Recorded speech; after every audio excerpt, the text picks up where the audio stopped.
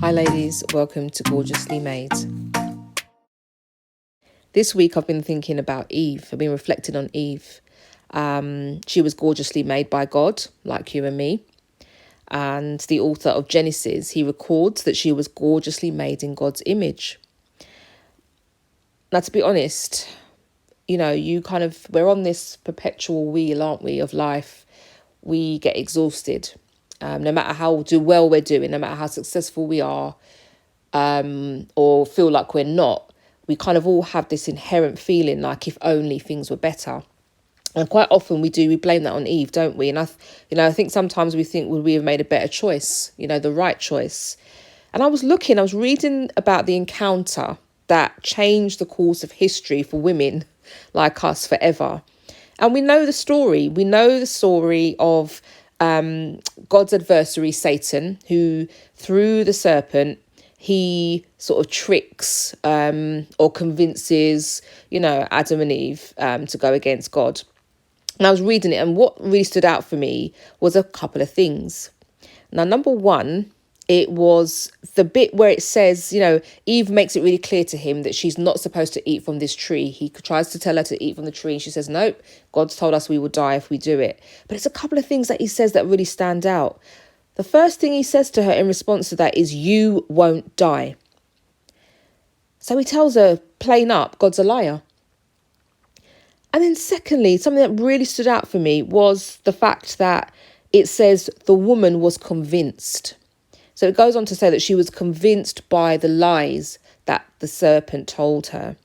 And this is the rest of the scripture. It says that she saw that the tree was beautiful and its fruit looked delicious.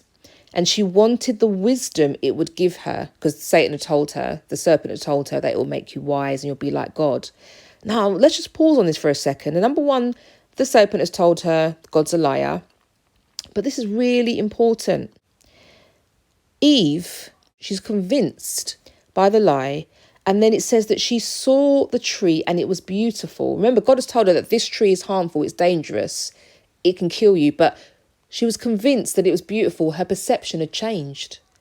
So she no longer saw it from God's perspective. She no longer saw it based on God's truth. She saw it based on the lie. And secondly, she wanted the wisdom that it would give her.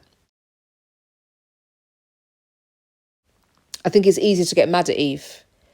I often think I'd be more savvy than Eve. I think, I'd be more loyal than she was to God in that situation.